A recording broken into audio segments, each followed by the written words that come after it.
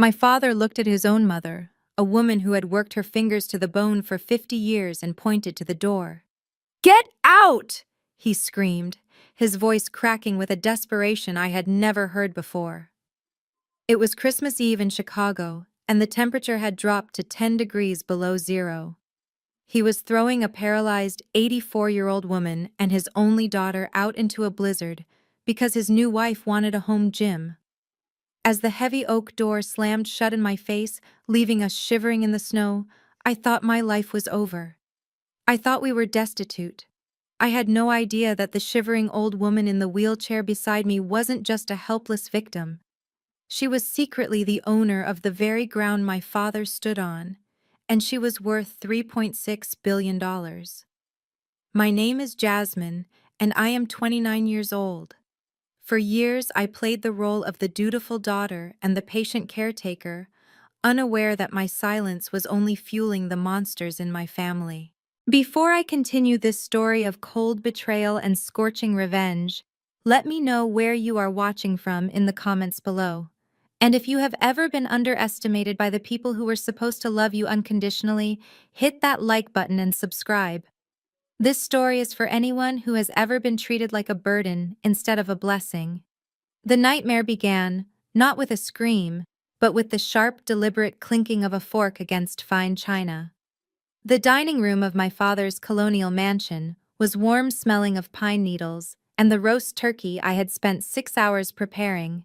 I was a sous chef at a downtown bistro, and cooking was my love language, my way of trying to buy my father's affection. But as I set the gravy boat down on the lace tablecloth, Jessica, my brother's wife, pinched her nose with 2 manicured fingers. She leaned back in her chair, creating a dramatic distance between herself and my grandmother Hattie, who sat quietly in her wheelchair at the corner of the table. "Raymond," she whined, looking directly at my father. "I am trying to be festive, I really am. But it is impossible to enjoy this expensive turkey when there is that distinct smell of nursing home hovering over the table. Can't we move her to the kitchen?" The room went dead silent. My grandmother, whose left side was paralyzed from a stroke 2 years ago, froze. She slowly lowered her spoon, her hand trembling just enough to make the silverware rattle against the bowl. I felt the heat rise up my neck, a mix of humiliation and protective rage. Grandma Hattie was immaculate. I bathed her every morning. I washed her clothes with lavender detergent. The only thing she smelled like was soap and old paper. "Jessica, that is incredibly rude," I said, my voice shaking. "Grandma is right here. She can hear you, and she smells fine." Jessica rolled her eyes, looking at my brother Trey for support. Trey, the golden child who had never worked a hard day in his life, just shrugged and took a sip of his wine, refusing to meet my gaze. "Don't be so sensitive, Jasmine," Jessica scoffed. "It is a biological fact. Old people have a scent. It makes me nauseous, and you know I have a sensitive stomach." "Raymond, honey, didn't you say we were going to discuss the living arrangements tonight?" I turned to my father. He was sitting at the head of the table wearing a cashmere sweater that cost more than my monthly rent. But he looked terrible. There were dark circles under his eyes, and he kept checking his phone under the table every 30 seconds. I knew he had made some bad investments recently, gambling on high-risk stocks to impress Jessica's wealthy father, but I had no idea how deep the hole was. He needed to assert control, and right now Grandma and I were the easiest targets. "Dad, tell her to stop," I pleaded. "It is Christmas." My father slammed his hand down on the table, making the crystal glasses jump. "Enough, Jasmine. Stop causing drama. Jessica is a guest in this house, and she is right. The situation is untenable." He reached into his jacket pocket and pulled out a thick, cream-colored envelope. He didn't slide it across the table. He tossed it like it was trash. It landed right in my grandmother's mashed potatoes. "What is this?" I asked, reaching for the envelope. My hands were slick with sweat. "It is a solution," my father said, his voice cold and detached. "I have made arrangements for Mother to be transferred to the State Shady Pines facility. They have a bed open tonight. The ambulance is already on its way to pick her up." I felt like I had been punched in the gut. Shady Pines was a warehouse for the forgotten. It was underfunded, dirty, and notorious for neglect. You cannot be serious, I whispered, tearing open the envelope. Inside were involuntary commitment papers already signed by him as her power of attorney.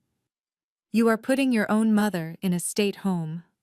Dad, she has money. Her pension covers her needs. She can stay here. I take care of her. It costs you nothing. It costs me space, my father roared, standing up. His face was red, a vein bulging in his forehead. Jessica needs that downstairs room for her Pilates studio. We need a home gym. We cannot have a hospital bed in the middle of our first floor anymore.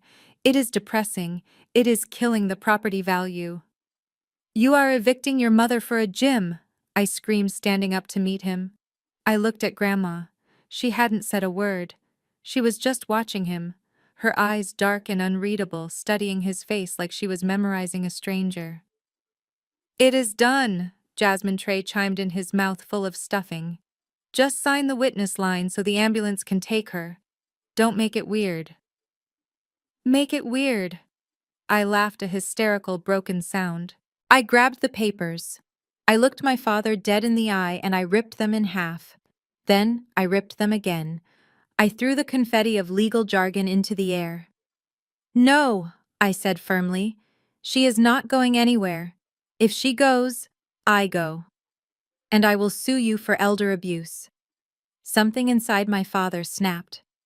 The stress of his secret debts, the pressure from his new wife, the defiance of his daughter, it all boiled over into blind rage. He marched around the table. He didn't grab me. He grabbed the handles of Grandma's wheelchair. You want to go, fine. Go, both of you. Get out of my house. He began pushing the wheelchair violently toward the front door. Jessica was smirking, sipping her wine, as if this were a reality TV show. Trey just looked down at his plate. Dad, stop! You are hurting her, I screamed, chasing after them. Dad, it is 10 below zero outside. He didn't listen. He threw the front door open. The wind howled, instantly blowing snow into the grand foyer. He shoved the wheelchair over the threshold. The front wheels caught on the ice and the chair nearly tipped over. I lunged forward to catch Grandma just in time. My father grabbed my arm and shoved me out onto the porch after her. He reached back inside and grabbed the small battered suitcase that contained Grandma's clothes. He threw it into a snowbank. Don't come back until you learn your place, he spat. And take your trash with you. The heavy door slammed shut. The sound echoed like a gunshot in the frozen air. I heard the deadbolt slide into place. Click. I stood there in my thin dress, the cold instantly biting into my skin. The snow was falling so hard I could barely see the streetlights. I looked down at Grandma. She was wearing only a thin cardigan over her blouse. I immediately took off my coat and wrapped it around her shoulders, tucking it around her frail legs. Grandma, I am so sorry, I sobbed, my teeth chattering. I am so sorry. I expected her to cry. I expected her to panic. But when Hattie looked up at me, there were no tears in her eyes. The confusion I had seen for the last few years was gone. In its place was a look of cold, hard steel. She reached out and patted my frozen hand. Don't cry, baby girl, she said, her voice stronger than I had heard in a decade. Crying is for people who have no options, and we have plenty. I didn't know what she meant. I thought she was delirious from the cold.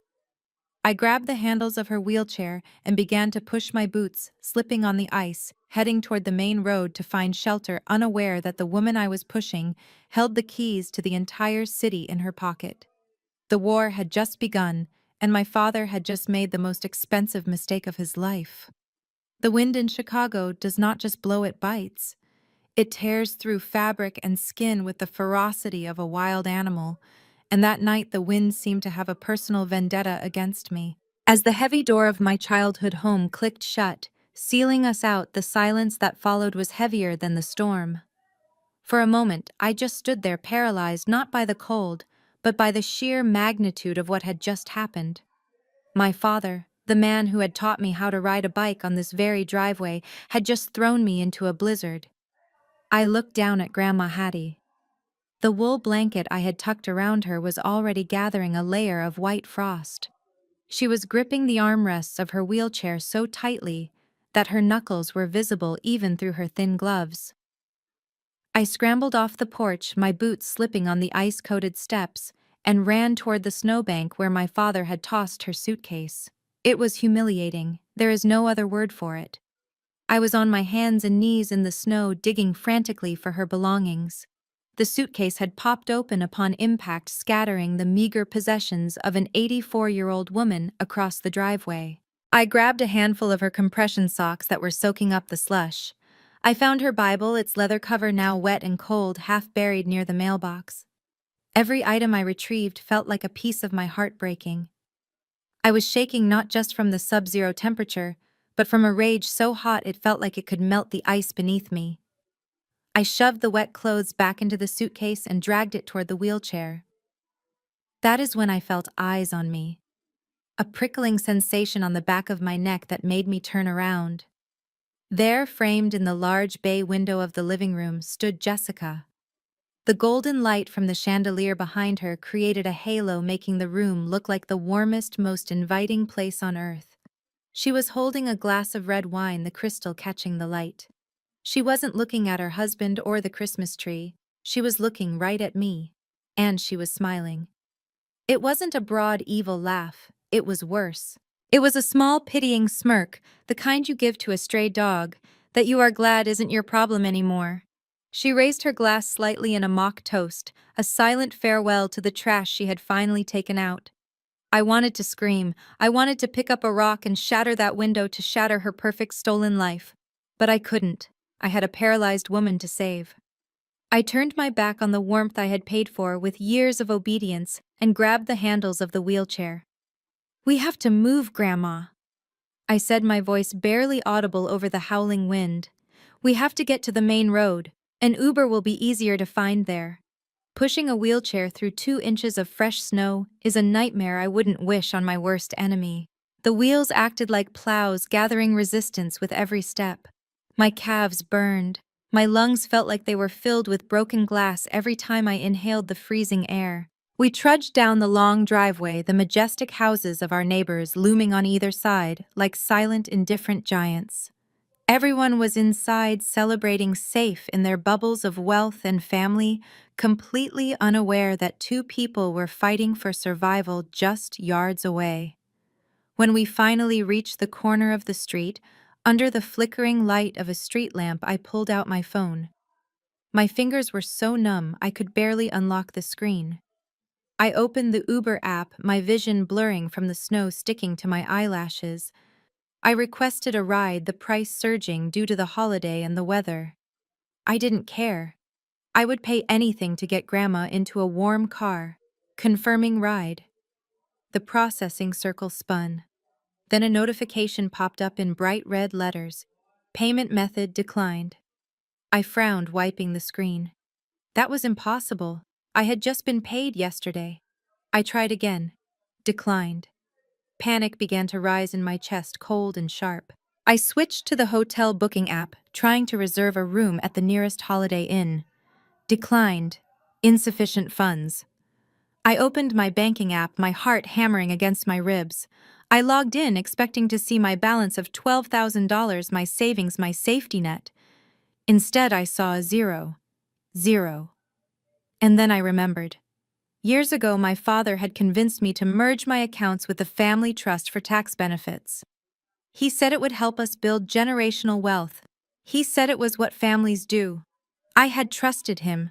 I had deposited every paycheck from the restaurant into that account, thinking I was building a future. He hadn't just evicted us. He had robbed me. While we were arguing at the dinner table, or perhaps while I was packing my bags, he or Jessica had accessed the main dashboard and locked me out. They had cut off my access to my own money.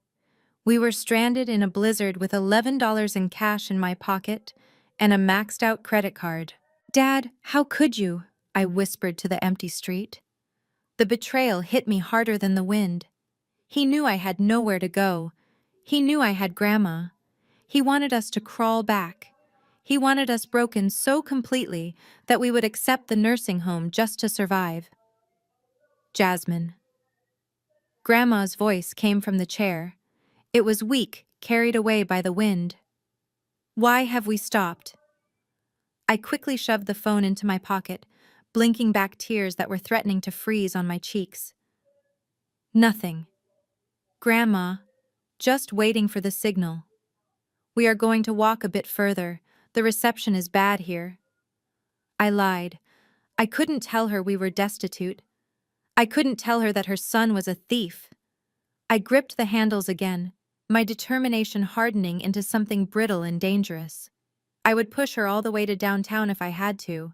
I would walk until my feet bled before I knocked on that door again. We moved forward, the snow getting deeper, as the plows hadn't come through yet. The sidewalk was uneven, hidden beneath the white blanket. I was exhausted, my body running on adrenaline and spite. I didn't see the crack in the pavement. I didn't see the patch of black ice that had formed over the tree root buckling the concrete. The front left caster of the wheelchair hit the obstruction hard. There was a sickening metallic snap. The chair lurched violently to the left. The rusted metal of the old wheelchair weakened by years of use, and the extreme cold simply gave up. The front wheel sheared off completely. No, I screamed, lunging forward. Gravity was faster than I was. The wheelchair tipped. I threw my body between the chair and the pavement, catching the handle with my shoulder to break the fall, but the momentum was too much. We went down. Grandma slid sideways, the seatbelt holding her in, but her frail body dangling precariously close to the ice. I slammed my knee into the concrete, a jolt of agony shooting up my leg, but I didn't let go of her. Grandma! I scrambled up, ignoring the pain in my leg, and grabbed her, pulling her upright. The wheelchair was useless. It sat there in the snow, looking like a broken insect listing heavily to one side. We were 3 miles from the nearest shelter. My phone was at 4% battery. My money was stolen, and now our only means of transportation lay shattered on the ice. The wind howled around us, mocking my failure. I looked at Grandma, snow accumulating on her eyelashes, her face pale as a sheet. We were trapped in the middle of the storm, and for the first time in my life, I didn't just feel alone. I felt hunted. The journey to the motel was a blur of freezing slush and physical agony that I will never forget. With the front wheel of the wheelchair sheared off, I had to tilt the entire metal frame backward, balancing Grandma Hattie's weight on the 2 large rear tires, like I was pushing a dolly loaded with fragile cargo. Every crack in the sidewalk sent a shockwave through my arms, and every gust of wind threatened to blow us over. By the time the flickering neon sign of the Motel 6 came into view, buzzing loudly against the dark sky, I couldn't feel my toes anymore. It was the only place on the highway that I knew might accept cash without a reservation. A place where people went when they wanted to disappear, or when they had nowhere else to go. I left Grandma under the awning, shielded slightly from the biting wind, and stepped into the lobby. The heat hit me like a physical blow, making my frozen skin sting. The night clerk was a man with grease stains on his shirt, watching a game show on a small television behind bulletproof glass. He didn't look up when I walked in, dripping wet and shivering violently. I placed my crumpled bills on the counter, smoothing them out with trembling fingers. $11. I prayed it was enough for a few hours, just enough to keep us from freezing to death until morning. The clerk looked at the money, then at me, his eyes lingering on my expensive dress that was now ruined by mud and salt. He didn't ask questions. He just slid a key across the metal tray and muttered a room number. It was the transaction of the desperate. Room 104 was located around the back, facing the highway. The door stuck swollen from the dampness, and I had to throw my shoulder against it to force it open. The smell hit us immediately. It was a stale cocktail of old cigarette smoke, industrial cleaner, and damp carpet. The room was small and dim, illuminated by a single flickering bulb in the corner. The wallpaper was peeling near the ceiling, and the radiator clanked loudly, struggling to produce heat. But it was shelter. I wheeled Grandma inside and locked the door, sliding the chain latch into place as if that flimsy piece of metal could protect us from the monsters outside. I helped Grandma out of the chair and onto the bed. The bedspread had a cigarette burn near the pillow, but the sheets looked clean enough. I took off her wet shoes and began rubbing her feet, trying to bring the circulation back. My own hands were red and raw, but I didn't care. I felt a crushing weight of guilt settling in my chest, heavier than the snow outside. I was supposed to protect her.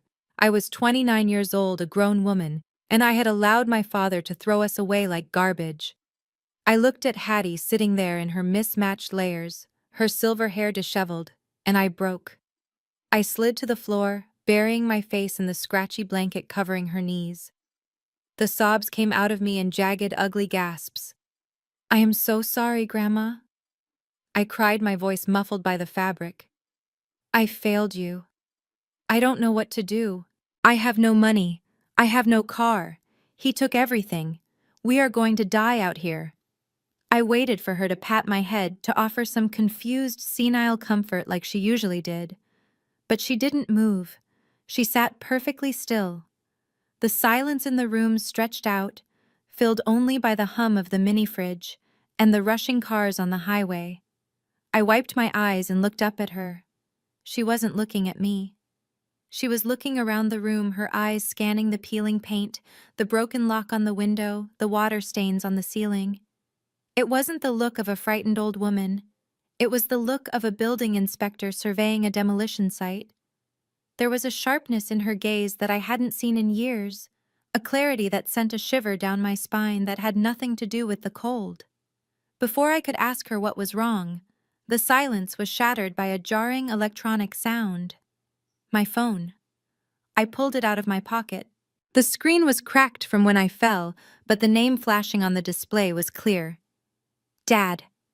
My stomach lurched. Part of me wanted to throw the phone against the wall, but fear paralyzed me. What if he was calling to say it was a mistake? What if he was coming to get us? Desperation makes you hope for things that are impossible. I swiped right and put it on speaker, my hand shaking so hard the phone rattled against the bedside table. Dad, I whispered, hating how small my voice sounded. Jasmine Raymond's voice filled the small room, distorted by the static but dripping with that familiar arrogance. I assume you have realized by now how stupid you were to walk out. It is negative 15 degrees out there. I hope you are enjoying the consequences of your disrespect. We are at a motel. Dad, I said, trying to steady my voice. Grandma is safe. Why are you doing this? Please just unlock my bank account. I need to buy her food. There was a pause, and then I heard a sound that made my blood boil. The sound of ice clinking against glass. He was drinking.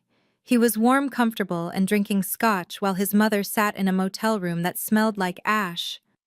I am not unlocking anything until you learn to cooperate, Raymond said smoothly. In fact, I am calling to give you a heads up. I have a realtor meeting me at the South Side house tomorrow morning at 8 o'clock. We are listing it for a quick cash sale. A developer wants the land. They are going to bulldoze that rotting heap by next week. My heart stopped. The South Side house. It was the small two-bedroom bungalow where Grandma had raised my father. It was where I had spent my summers. It was filled with memories, with history. It was the only thing Hattie had left in her name, or so I thought. You can't do that, I shouted, standing up. That is Grandma's house. It has been in the family for 50 years. You cannot just sell it to a developer. Watch me, he sneered. I have the power of attorney, remember? Or at least I will once you sign the addendum I emailed you. And if you don't show up tomorrow morning to sign it, I am calling the police. I will tell them you kidnapped a vulnerable adult. I will tell them you took my mother from her home against medical advice and dragged her into a blizzard. You will go to jail, Jasmine, and she will go to the state home anyway. So do we have a deal? The cruelty was breathtaking. He had planned this. He was using the police, the system, and his own mother as leverage to cover his debts. He was going to erase our entire history for a quick check. I felt the walls closing in. I was trapped. If I refused, I went to jail. If I agreed, he won. Dad, please. I begged, tears streaming down my face again. Don't do this. That house is all she has. It is a tear down, Jasmine. It is garbage, just like that attitude of yours. You have until 8 a.m. Bring her to the house, sign the papers, and maybe I will let you have your car keys back. I opened my mouth to scream, to curse him, to beg. I didn't even know what I was going to do. But suddenly a hand reached out. It was a hand covered in liver spots and thin, papery skin, but the grip was surprisingly firm. Grandma Hattie reached over and grabbed my wrist. I looked down at her, startled. Her head was held high. Her posture had changed completely. She wasn't slumped over anymore. Her chin was lifted, her jaw set in a line of granite. The fog of age and infirmity had vanished from her eyes, replaced by a burning, terrifying intelligence. She didn't look at me. She looked at the phone glowing on the bedside table. She took a deep breath, and when she spoke, the voice that came out wasn't the weak, tremulous whisper of the grandmother I had been caring for. It was a voice of command. It was a voice of authority. It was a voice that could crack a whip. "Give me the phone," she said. I stared at her, frozen. Hattie didn't wait. She reached out and took the device from my stunned fingers. She held it up to her mouth, her eyes narrowing as she visualized the son who had just condemned her to freeze. "Raymond," she said, her voice cutting through the static like a razor blade. There was silence on the other end. Total stunned silence. My father hadn't heard his mother speak with that kind of clarity in 5 years. "Mom," he stammered, sounding suddenly like a frightened child. "Listen to me very carefully, Raymond," she said, her tone low and dangerous. "You will not be meeting any realtor tomorrow. You will not be selling my house. And you will certainly not be calling the police." "Mom, you are confused." Raymond tried to regain his composure, his voice rising nervously. "You don't understand the financial reality. I understand more than you could ever imagine, you ungrateful, greedy little boy." She snapped, the insult landing with the weight of a gavel. "You think you hold the cards. You think you have the power because you stole a few $1,000s from your daughter. You have no idea who you are dealing with." She paused, letting the fear sink in on the other end of the line. "You want to talk about assets, Raymond? Let's talk about assets. But we are not going to do it over the phone. I am coming for you. And when I am done, you will wish you had left me in the snow." She tapped the red button, ending the call with a finality that made me jump. She tossed the phone onto the bedspread and turned to me. The transformation was complete. The frailty was gone, replaced by a terrifying calm. "Jasmine," she said, pointing to her battered suitcase. "Open the lining in the bottom. There is a Nokia phone stitched inside. Get it. We have a call to make. And wipe your face. We don't have time for tears. We have an empire to reclaim." I stared at the ancient Nokia phone resting in the palm of my hand. It was a relic from another era, heavy and brick-like, hidden beneath the lining of my grandmother's suitcase, like a piece of contraband. For a moment, I just looked at it, confused by the weight of it and the absurdity of the situation. The storm was raging outside, rattling the thin window pane of our motel room, and my father's cruel ultimatum was still ringing in my ears.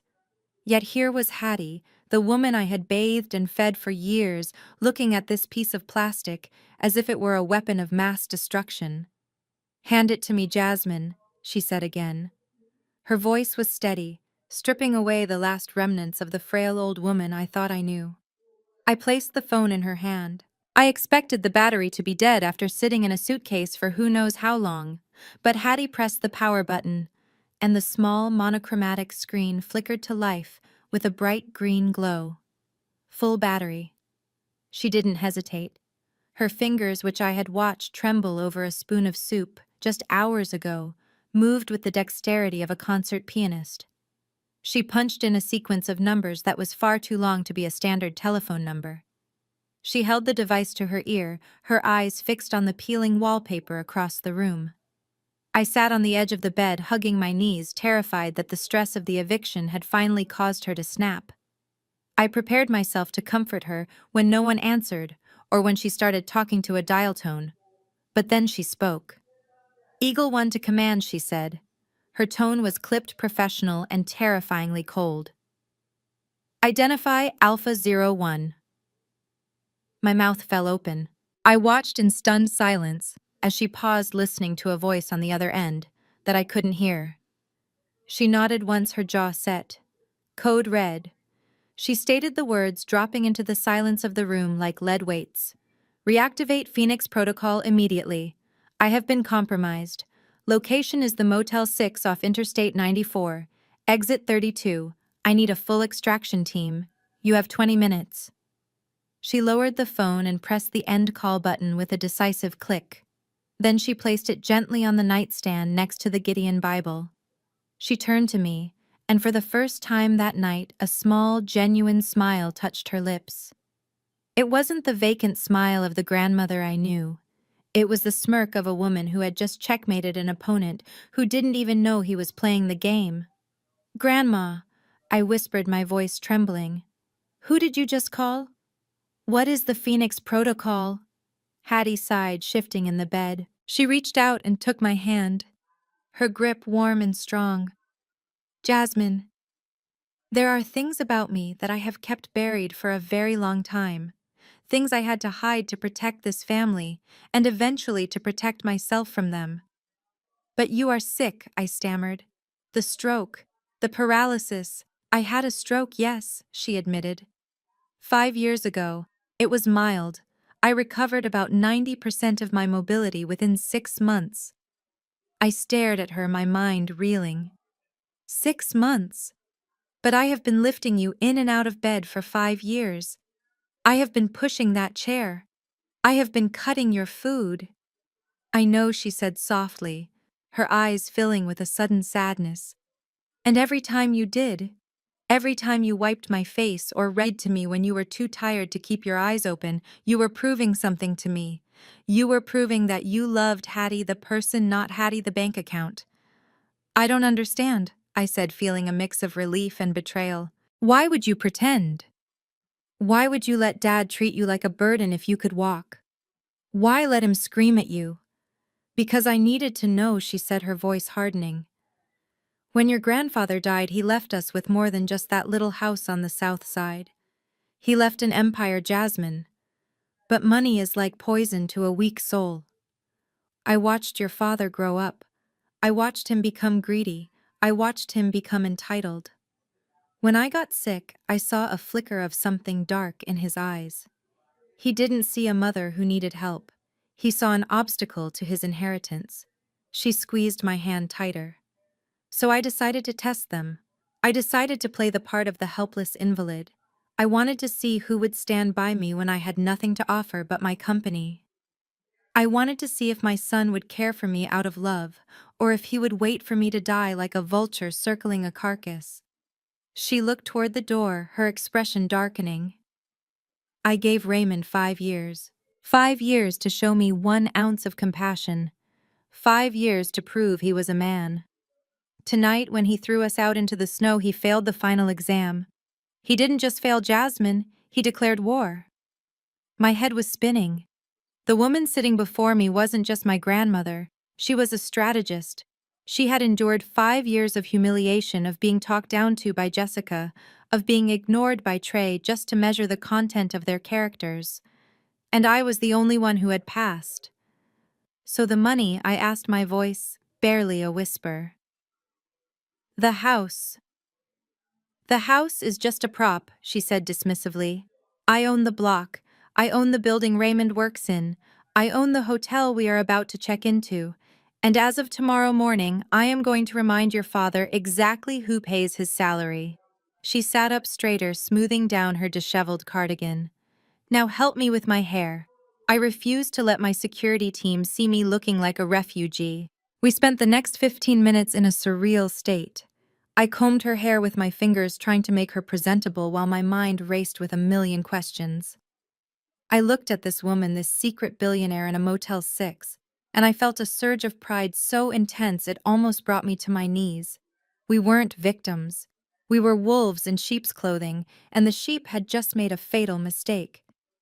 Exactly 20 minutes after the call, the room was illuminated by blinding white lights cutting through the thin curtains. The hum of powerful engines vibrated through the floorboards. I walked to the window and peered through the crack in the drapes. My breath caught in my throat. The desolate, snow-covered parking lot of the motel had been transformed into a scene from a presidential motorcade. Three massive black Cadillac Escalades were parked in a precision formation right outside our door. The vehicles were pristine, their polished paint gleaming under the harsh motel lights, a stark contrast to the rusted sedans and pickup trucks parked nearby. As I watched the doors of the vehicles opened in perfect synchronization, 6 men stepped out. They were giants wearing immaculate black suits and long wool coats despite the freezing wind. They wore earpieces and moved with a fluidity that screamed military training. They didn't look like chauffeurs. They looked like a private army. The night clerk, the man with the grease stains who had barely looked at me earlier, was now standing in the doorway of the lobby, his mouth hanging open, his game show forgotten. The lead security officer, a man with broad shoulders and a shaved head, approached our door. He didn't bang on it. He knocked 3 times, precise and firm. "Open it, Jasmine," Hattie said. She was sitting on the edge of the bed, her back straight, her hands folded in her lap. She looked regal even in her old clothes. I unlocked the door and swung it open. The cold air rushed in, but it didn't feel biting anymore. It felt like the winds of change. The lead officer stepped into the doorway. He took in the shabby room, the peeling paint, and me standing there in my ruined dress. His expression remained stoic, but his eyes softened slightly when they landed on Hattie. He removed his leather gloves and bowed his head, a gesture of profound respect. "Madam President," he said, his voice deep and resonant, "we have secured the perimeter. The suite at the Ritz is prepared. We are ready to take you home." Hattie nodded slowly. "Thank you, Marcus. It is good to see you." She looked at me and then down at the broken wheelchair in the corner of the room. "Leave it," she commanded. "We won't be needing that anymore." Marcus signaled to the other men. 2 of them stepped forward ready to assist, but Hattie waved them off. With a grunt of effort, she pushed herself up from the bed. My instinct was to rush to help her, but she held up a hand. She stood on her own 2 feet, shaky but determined. She took 1 step, then another, walking toward the door on her own terms for the first time in half a decade. As we walked out into the swirling snow, flanked by our protective detail, I looked back at the motel room one last time. We were leaving behind the poverty, the fear, and the helplessness. We were stepping into a new reality. I climbed into the back of the warm leather interior of the lead SUV, sitting next to the woman who had just rewritten our destiny. As the convoy pulled away, leaving the motel in the rearview mirror, I knew one thing for certain. Raymond thought he had thrown away trash. He was about to find out he had thrown away the bank. The silence inside the armored Cadillac Escalade was absolute. It was a vacuum that sucked away the howling wind and the chaos of the night, leaving only the soft hum of climate control and the smell of rich leather. I sat there, my hands still red and raw from the cold, clutching the seatbelt like a lifeline. Next to me, Grandma Hattie stared out the tinted window as the city of Chicago blurred past. We were no longer moving through the city as victims. We were gliding through it like predators in the dark. 10 minutes later, the convoy pulled into the private underground entrance of the Four Seasons Hotel. I had walked past this building 1,000 times on my way to culinary school, looking up at its towering glass facade and wondering what life was like for the people inside. Tonight, I didn't have to wonder. A team of staff was waiting for us by the elevator, their heads bowed in deference. They didn't look at my muddy boots or my ruined dress. They looked only at Hattie, treating her with the reverence usually reserved for royalty or heads of state. We ascended 50 floors in seconds. When the doors slid open to the presidential suite, I literally stopped breathing. The room was larger than the entire house I had just been evicted from. Floor-to-ceiling windows offered a panoramic view of the frozen city below, the lights twinkling like diamonds scattered on black velvet. A fire was already roaring in a marble fireplace that was big enough to stand in. Hattie didn't gasp. She didn't marvel at the opulence. She simply walked over to the fireplace, leaning on her cane, and warmed her hands. "Harrison," she said, her voice echoing slightly in the vast room. I want room service. Lobster bisque, a medium rare ribeye, and a bottle of the 1996 Cabernet. And get Jasmine some clothes that don't smell like a Motel 6. A man in a sharp gray suit who had been waiting in the shadows of the suite stepped forward. This was Harrison, the lawyer I had seen earlier. He nodded efficiently. Already done, Madam President. The stylist is waiting in the guest wing. I stood there feeling like an imposter in my own life. Grandma? I whispered, approaching her slowly. This place costs $10,000 a night. How are we paying for this? Hattie turned to me. The firelight danced in her eyes, making them look fierce and young. We are not paying for it, Jasmine. We own it. I blinked, sure I had misheard. You own the suite? No, darling. She smiled, a small, dangerous curve of her lips. I own the hotel. Before I could process that impossible statement, Harrison cleared his throat. He walked over to the massive mahogany dining table and placed a silver briefcase on top of it. The click of the latch's opening sounded like a gunshot in the quiet room. Ms. Jasmine Harrison said, his tone serious and professional. It is time you understood the scope of what we are dealing with. Your grandmother, Hattie Mae Brooks, is the sole beneficiary and chairperson of the Pegasus Trust. He spread a large map of downtown Chicago across the table. It was color-coded. Huge swaths of the city were highlighted in blue. Every building you see in blue belongs to the trust, Harrison explained, tracing his finger along the famous skyline. The office tower your father works in blue. The shopping district where Jessica buys her designer bags, blue. The medical center where you were born, blue. I stared at the map, my knees shaking. It wasn't just a few properties. It was an empire.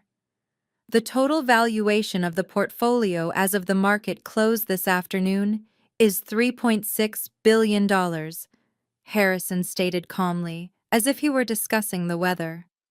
And that does not include the liquid assets in the offshore accounts. $3.6 billion. The number was so big, it felt abstract. I looked at Hattie. She was just an old woman in a cardigan a few hours ago. Now she was a titan. But why, I asked, my voice trembling. Why live in that little house on the south side? Why let Dad treat you like that? Because comfort breeds weakness, Hattie said, sitting down at the head of the table. And I needed to know if my son was a man or a leech. I got my answer tonight. She gestured for Harrison to continue. Show her the rest, Harrison. Show her why Raymond was so desperate to kick me out tonight. Harrison pulled another document from the briefcase. It was a property deed. I recognized the address immediately. It was the address of the colonial mansion in the suburbs, the house where I grew up, the house where Raymond and Jessica were currently sleeping warm and smug. You think that is your father's house? Harrison asked gently. I nodded. He talks about it all the time. He says he built it. He says it is his legacy. Harrison shook his head. It is a lie. That house is owned by a shell company called HM Holdings. Hattie Mae Holdings. Your father has never owned it. He has been allowed to live there rent-free for 20 years as a kindness from your grandmother. He is a tenant, Jasmine, a tenant at will. My jaw dropped. The arrogance, the pride, the way Raymond lorded that house over everyone, it was all fake. He was a squatter in a mansion funded by the very woman he called a burden. But that is not the worst part, Harrison said, his voice dropping an octave. He pulled out a final document. It was a loan application from a private lender. A predatory lender, the kind that breaks kneecaps when you don't pay. Your father is in deep gambling debt, Harrison explained. He owes $4 million to some very dangerous people.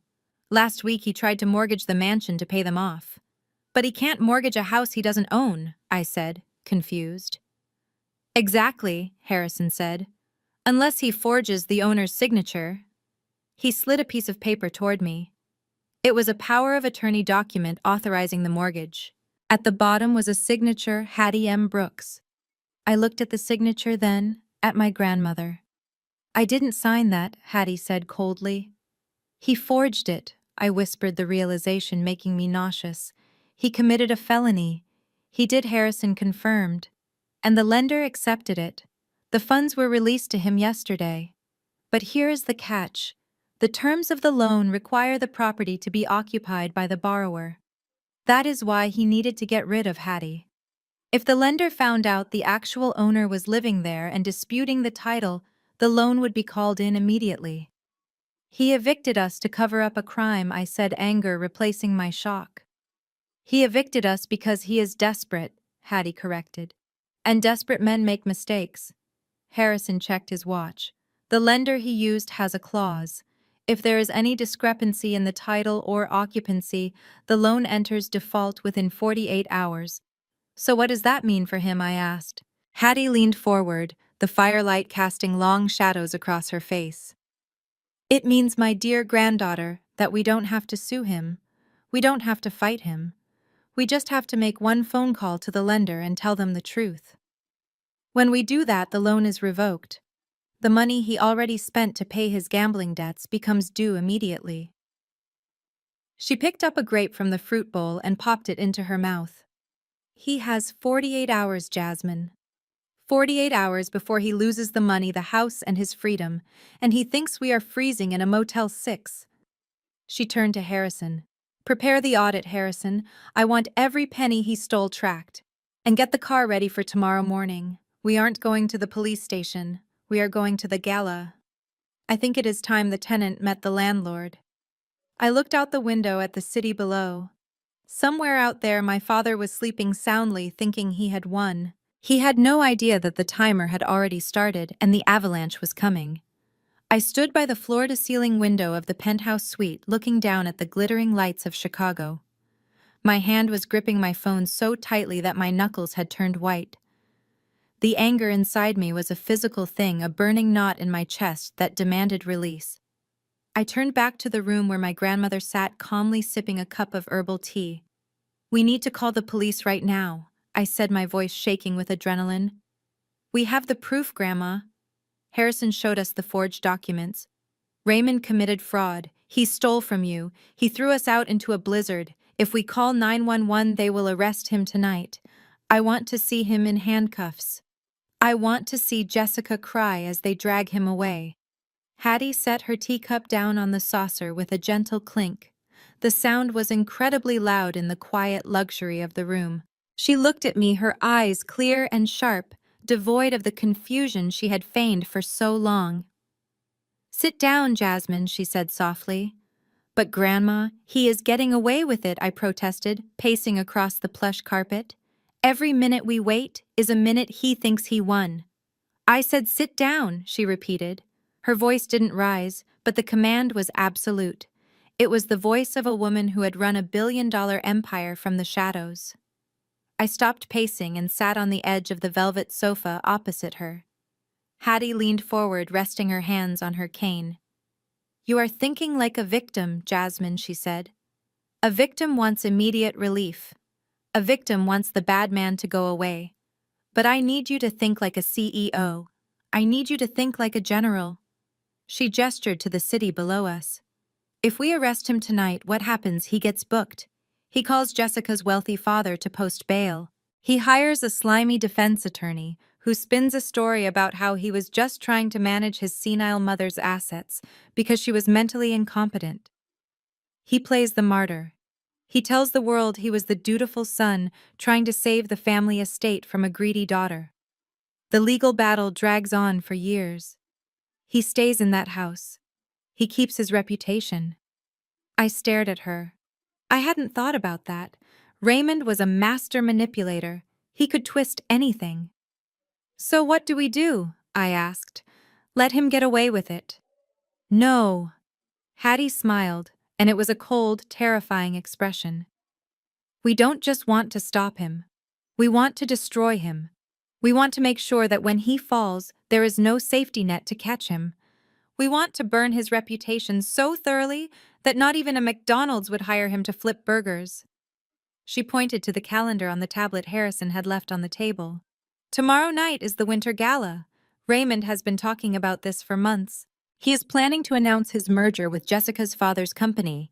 He is going to stand on a stage in front of the city's elite, the investors, the press, and claim that he is the heir to the Brooks legacy.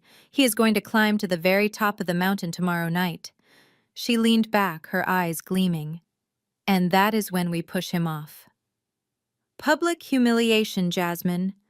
Irrefutable proof shown to the very people he is trying to impress. When we are done, he won't just be a criminal. He will be a pariah. I felt a shiver run down my spine. It was brutal. It was calculated. And it was brilliant. Harrison the lawyer stepped back into the room. He was carrying a fresh stack of files. "Madam President," he said, "we have completed the forensic audit of your son's personal accounts. It is worse than we thought." "How much?" Hattie asked. Harrison handed a tablet to me. I looked at the screen and gasped. The numbers were staggering. "He is not just in debt to the loan sharks," Harrison explained. "He has been siphoning money from Jessica's accounts, too. He created fake invoices for home renovations that never happened. If she finds out, she will divorce him before the handcuffs are even on." "And Trey?" I asked, dreading the answer. My brother had been cruel, but he was still my little brother. Harrison swiped to the next page. "Trey has a gambling problem too, but it is sports betting and crypto scams. He owes 6 figures to bookies in Vegas. That is why he is so desperate for the house to be sold. Raymond promised him a cut of the sale to clear his debts." I lowered the tablet. It all made sense now. The cruelty, the rush to evict us, the desperation in Raymond's eyes. They weren't just mean, they were drowning. They needed Hattie's money like oxygen. "Good," Hattie said, nodding with satisfaction. "Desperate men are predictable. They will be at that gala tomorrow, confident that the house sale is going through. They will be celebrating." She turned to me. "Jasmine, for years you have been a sous chef. You have taken orders. You have stayed in the background. That ends tonight." She picked up a heavy fountain pen and slid a document toward me. "This is the charter for the Hattie Mae Foundation. It controls over $500 million in charitable assets. I am appointing you as the interim executive director effective immediately." My hands shook as I reached for the pen. "Grandma, I don't know if I can do this. I cook food. I don't run foundations." "You have integrity," Hattie said firmly. "You have a heart. Those are the only 2 things you cannot teach. The rest, you hire people like Harrison to handle the math. Sign it." I looked at the paper. I looked at the woman who believed in me when my own father didn't. I took a deep breath, gripped the pen, and signed my name. The ink was dark and permanent. As I finished the signature, I felt something shift inside me. The scared girl who had been thrown out in the snow was fading. A new Jasmine was taking her place. Just then, my phone buzzed on the coffee table. The screen lit up with a notification. It was a text message. I glanced at it and my blood ran cold. It was from Jessica. I picked up the phone and read the message aloud, my voice dripping with disbelief. "Hey Jasmine," the text read. "I heard you are staying at a cheap motel. Tough break. Look, the catering service for the gala tomorrow just had a dishwasher quit. If you want to make some quick cash, I can get you in. $50 an hour to wash dishes and clear tables. But you have to wear a uniform and stay in the kitchen. I don't want you embarrassing Raymond in front of his partners. And don't bring the old lady." I looked up at Hattie, fury rising in my throat. The audacity. She wanted me to scrub plates at the very party where my father was celebrating stealing my inheritance. "I am going to tell her to go to hell." I spat, my thumbs hovering over the keyboard. Hattie reached out and covered my hand with hers. "No," she said. Her smile was back, and this time it was predatory. "Tell her yes." What I asked, shocked. "You want me to wash dishes for them?" "I want you inside that building," Hattie said. "I want you to be the Trojan horse. If you go as a guest, they will stop you at the door. But the help, nobody looks at the help. Nobody suspects the help. You will have access to everything, the microphones, the projector, the back office." She tapped the screen of my phone. "Take the job, Jasmine. Let them treat you like a servant one last time. Let them think they have won. Because when you walk out of that kitchen tomorrow night, you won't be clearing the table. You will be flipping it over. I looked at the text message again. $50 an hour to wash away their sins. I started to type, "Sure, Jessica. I really need the money. I will be there." I hit send. The trap was set, and they had just invited their executioner right through the front door. The service entrance of the mansion was located near the garbage bins, a detail I had never paid much attention to when I lived here as a daughter. But tonight, walking through the slush in a borrowed catering uniform that was 2 sizes too big, I felt the symbolism weigh heavily on my shoulders. I was no longer Jasmine, the family member. I was Jasmine, the hired help, sneaking into my own home like a thief in the night. In my pocket, I carried not a weapon, but a small, high-definition recording device disguised as a pen given to me by Harrison's security team. I knocked on the heavy steel door. It swung open to reveal Jessica looking radiant and terrifying in a silk dressing gown. She didn't say hello. She just looked me up and down, her lips curling in that familiar, condescending smirk. "You are late," she snapped, stepping back to let me in. "The kitchen is a mess. The caterers are setting up in the dining room, but I need you to scrub the floor in the foyer before the guests arrive. And for God's sake, pull your hair back. You look like a stray cat." I kept my head down, swallowing the retort that was burning on my tongue. "Yes, ma'am," I mumbled, walking past her. The air inside smelled of expensive perfume and impending disaster. As I made my way to the utility closet to get the mop, I passed my brother Trey. He was lounging in the hallway texting on his phone, already dressed in his tuxedo. When he saw me, he actually laughed out loud. "Wow, look at you," he jeered, blocking my path. "From sous chef to janitor. That is quite a career pivot, sis." I guess Dad was right. You really don't have any ambition. I gripped the handle of the mop bucket, my knuckles turning white. "I am just here to work, Trey. Let me pass." He didn't move. Instead, he extended his foot, tapping the toe of his patent leather dress shoe against my shin. "Actually, while you are down there, my shoes got a little scuffed on the way in. Give them a quick shine, would you? There is a rag in the bucket." I looked at him, searching for a shred of the little brother I used to help with homework. I saw nothing but a hollow, entitled stranger. Slowly I knelt, not out of submission but strategy, as I wiped the non-existent dust from his shoes.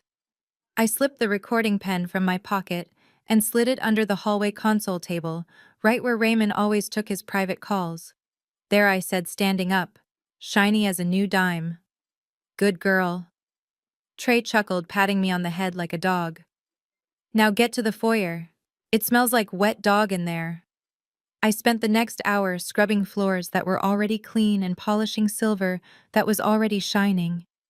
Every degrading command from Jessica, every snide comment from Raymond as he breezed past me without even making eye contact, only added fuel to the fire burning inside me. They thought they were breaking me. They had no idea they were sharpening me. When the clock struck 5, chaos erupted in the kitchen. The catering staff was overwhelmed, and Jessica was screaming at the head chef about the canapes. This was my chance. I knew Raymond's routine. He always kept his most important documents in the wall safe in his study, and at 5:30, he would be in the shower getting ready for the gala. I slipped away from the kitchen, moving silent as a ghost through the service corridors I knew by heart. My heart was hammering against my ribs like a trapped bird. If they caught me now, it wasn't just about being fired. It was about losing the element of surprise.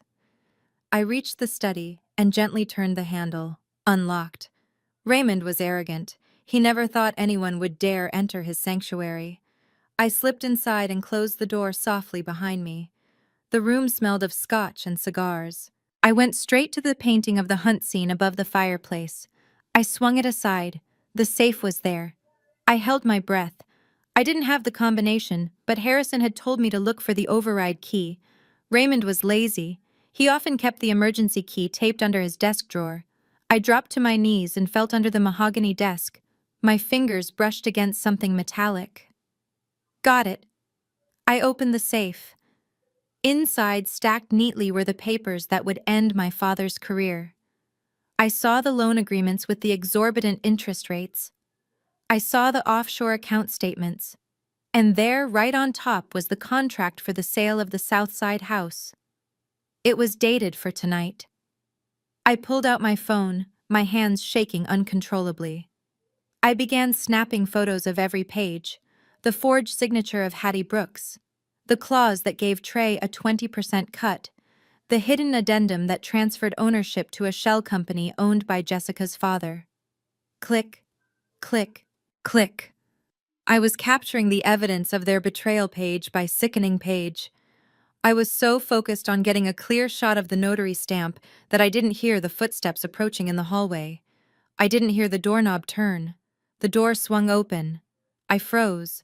The phone was still in my hand, the safe wide open behind me. Trey stood in the doorway. He wasn't smiling anymore. His face was a mask of confusion that quickly twisted into suspicion. He looked at the safe. He looked at the papers scattered on the floor. And then he looked at me. "What the hell are you doing?" he shouted, stepping into the room and slamming the door behind him. I shoved the phone into my apron pocket and stood up, backing away until my legs hit the desk. "Trey, I was just looking for a pen. Jessica asked for a pen." "Don't lie to me," he yelled, advancing on me. "You are taking pictures. You are spying on us." He lunged for me. I tried to dodge, but he was faster. He grabbed my wrist, twisting it painfully. "Give me the phone, Jasmine. Give it to me, or I swear to God I will break your arm." The air in the room was electric with violence. I looked into my brother's eyes and saw real fear. He knew. He knew that whatever was on my phone could destroy his easy life. "Let go of me," I screamed, kicking him in the shin. He grunted but didn't let go. He wrestled me toward the desk, trying to pry my fingers open. The phone slipped from my grasp and clattered onto the hardwood floor, sliding just out of reach. Trey dove for it. I scrambled over the desk, desperate to stop him. But as his hand closed around my phone, a voice boomed from the doorway. "What is going on in here?" We both froze. Raymond was standing there, a towel wrapped around his waist, water dripping from his hair. He looked from the open safe to Trey, holding my phone, and finally to me, trembling in my oversized catering uniform. His eyes narrowed, and for the first time I saw true danger in them. "Give me that phone," Trey Raymond said calmly. "Let's see what your sister finds so interesting about my private business." My heart hammered against my ribs like a trapped bird as Raymond extended his hand, waiting for Trey to hand over my phone. The device contained the photos of the fraudulent contract, the evidence that would send my father to prison. If he unlocked it, if he scrolled through the gallery, everything was over. We would lose the element of surprise, and Hattie's plan would crumble before it even began. I looked at Trey, then at Raymond, and I made a split-second decision. I decided to play the role they had written for me my entire life. I decided to play the victim. I let out a sob, burying my face in my hands, my shoulders shaking with exaggerated weeping. "I am sorry," I wailed, letting my voice crack with desperation. "I didn't mean to snoop. My back is killing me. The catering manager has had me lifting crates of champagne for 2 hours. I just came in here looking for Advil. I remembered you used to keep a bottle in the desk drawer." I looked up at them through my fingers, making sure my eyes looked wide and pathetic. "I just wanted the pain to stop so I could keep working. I need the money, Dad. Please." Raymond looked at me, and his expression shifted from suspicion to pure, unadulterated disgust. The tension in his shoulders relaxed. To him, the story made perfect sense. In his world, I was weak. I was a failure.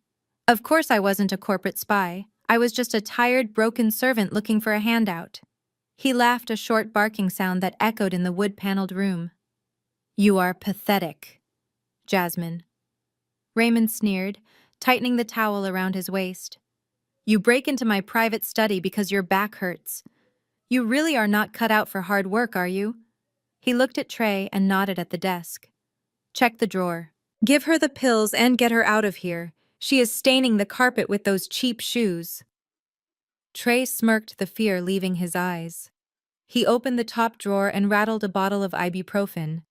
He didn't hand it to me. He tossed it at me. The plastic bottle hit my chest and fell to the floor. "Take two and get back to the kitchen," Trey said, kicking my phone across the floor toward me. "And if I catch you in here again, I will have security throw you out into the snow with your grandmother." I scrambled to pick up the phone and the pills, muttering apologies like a frightened child. "Thank you," I whispered, clutching the phone to my chest as if it were a lifeline. "Thank you so much." I backed out of the room, keeping my head bowed until the heavy door clicked shut. The moment I was alone in the hallway, the tears stopped. My posture straightened. I wiped my face with the sleeve of my oversized uniform and checked the phone.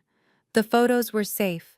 They had bought the lie because it confirmed their own bias. Their arrogance was their blind spot, and I was standing right in the middle of it. I hurried back to the service area, slipping into a small dark pantry where the dry goods were stored. I needed to hear what was happening. I pulled out the small earpiece paired with the recording device I had planted under the console table in the hallway. I pressed it into my ear and waited. At first there was only the sound of distant chatter. Then I heard Raymond's voice loud and clear. He must have been standing right next to the table.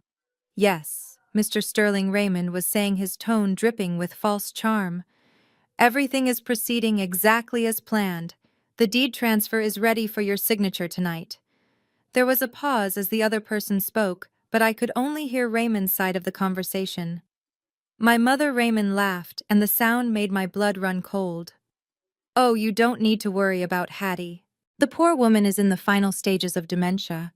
She is practically a vegetable. She doesn't even know her own name, let alone the value of real estate. I am her sole guardian and beneficiary. Selling this land is really a mercy. It will pay for the specialized care she needs in her final days." "Liar," I hissed into the darkness of the pantry. He was selling her legacy to pay his gambling debts and calling it mercy. He was declaring her dead while she was very much alive and preparing to destroy him. I pocketed the earpiece and stepped back into the chaotic kitchen. The head chef grabbed my arm before I could take a breath. "You," he barked, pointing at a tray of red wine glasses. "Table 4 needs a refill. Move it." I grabbed the heavy tray and pushed through the swinging doors into the ballroom. The transformation was breathtaking. The room was bathed in golden light, filled with people wearing tuxedos and gowns that cost more than I made in a year. A string quartet was playing softly in the corner. I moved through the crowd, invisible in my uniform, offering wine to people who didn't even look at my face. I was making my way toward the back of the room when I felt a hand grab my elbow. I turned to see Jessica standing there. She looked stunning in a silver sequined gown, but her eyes were venomous. She was holding a mostly empty glass of wine, and she was smiling. "Well, if it isn't the maid," she said loudly enough for the nearby circle of guests to hear. "I hope you are not drinking on the job, Jasmine." "I am just working, Jessica," I said quietly, trying to pull away. "Please let me do my job." "But you are so clumsy," she said, her voice dropping to a mock whisper. "Remember how you dropped your life savings into a joint account with your daddy? Oops." Before I could react, she tilted her hand. The remaining red wine in her glass splashed across the front of my white catering jacket. It soaked through instantly, a dark blood-like stain spreading across my chest. "Oh no," Jessica gasped theatrically, bringing a hand to her mouth. "Look what you did. You are such a mess, Jasmine. You can't even hold a tray straight." The guests around us chuckled. A few of them looked at me with pity, but most just looked annoyed that a servant had caused a scene. I stood there, the cold wine seeping into my skin, the humiliation burning my face. I wanted to scream. I wanted to throw the entire tray of glasses at her perfect smiling face. But I remembered Hattie's voice. "Think like a general." I took a deep breath. I lowered my head. "I am so sorry, ma'am," I said, my voice steady. "I will go clean up." "You do that?" Jessica sneered, turning her back on me. "And try not to ruin anything else tonight." I walked away, the laughter of the crowd fading behind me. I didn't go to the bathroom to clean up. I went to the side entrance of the ballroom, the spot where the shadows were deepest. I stood there stained and silent watching the stage. The music swelled. The lights dimmed, leaving a single spotlight focused on the podium at the center of the stage. Raymond walked out waving to the applause. He looked triumphant. He looked untouchable. He adjusted the microphone, flashing his whitened teeth at the audience. "Ladies and gentlemen," Raymond boomed, his voice amplified across the hall. "Thank you for joining me on this historic night. For 50 years, the Brooks family has been a pillar of this community. And tonight, I am thrilled to announce the next chapter. I am about to sign a partnership that will transform the South Side and secure our legacy for generations to come." He gestured to a table beside the podium where a legal team sat with a stack of documents. The fake contract. The one I had photographed. The one he was about to sign. I glanced at my watch. It was exactly 8 o'clock. Raymond picked up a gold pen. He held it up to the light, savoring the moment. With this signature, he declared, "I am not just selling land. I am building the future." He leaned over the document. The tip of the pen hovered millimeters above the paper. I held my breath. The double doors at the back of the ballroom, the grand entrance that had been closed all night, suddenly rattled. Raymond didn't hear it. He was too focused on his victory. But I heard it, and I smiled. Because the future he was talking about was about to walk through those doors and hit him like a freight train. The grand ballroom of the Palmer House Hotel was a cathedral of gold leaf and crystal, a place where the air itself seemed to cost money. Waiters in white gloves moved like silent ghosts through the crowd, carrying silver trays laden with champagne flutes that sparkled under the massive chandeliers. I stood in the shadow of a velvet curtain near the service entrance, my stained catering jacket buttoned all the way up to my chin to hide the red wine Jessica had thrown on me earlier. From my vantage point, I could see the entire ecosystem of greed that my father had cultivated.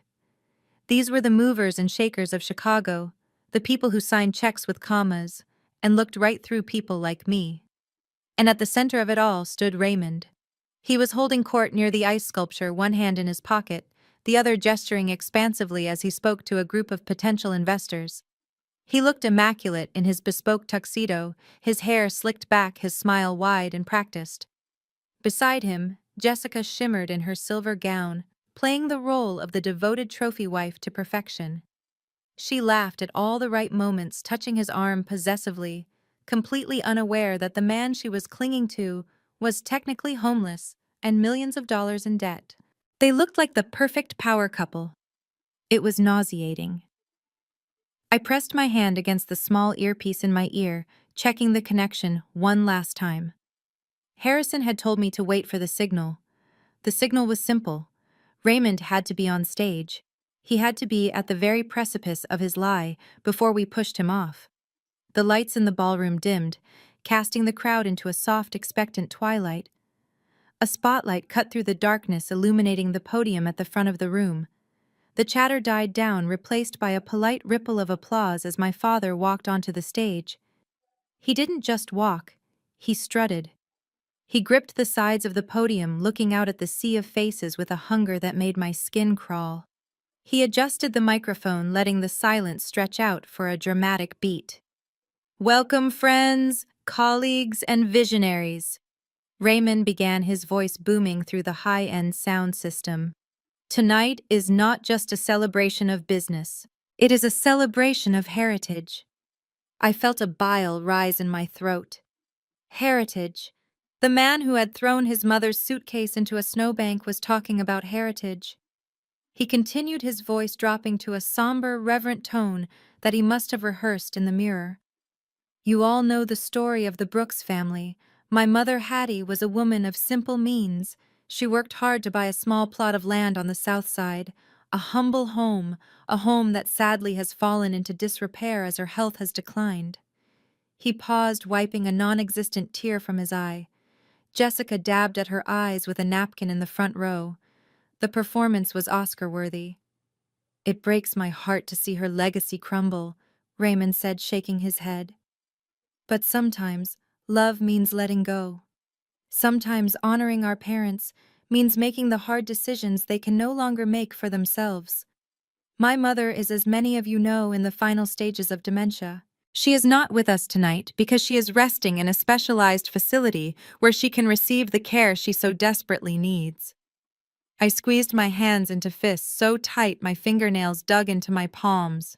He was erasing her. He was painting her as a senile invalid to justify stealing her life's work. So Raymond said, his voice brightening, swelling with false optimism. It is with a heavy heart, but a hopeful spirit, that I announce the sale of the Brooks estate. This isn't just a sale. It is a transformation.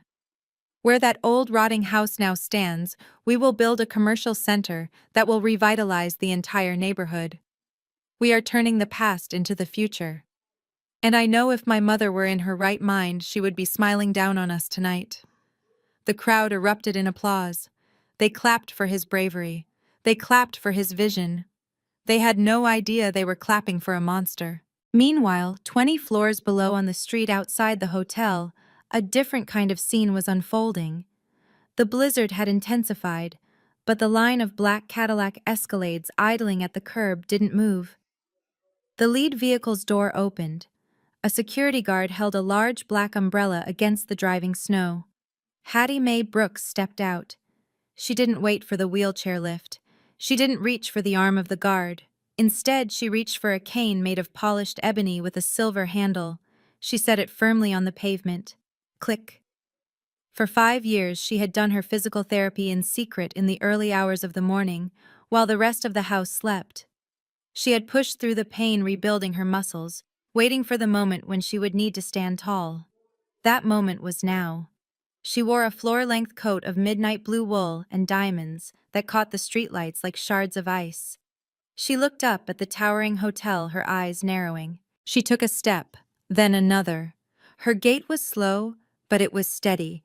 It was the march of a queen returning to reclaim her throne.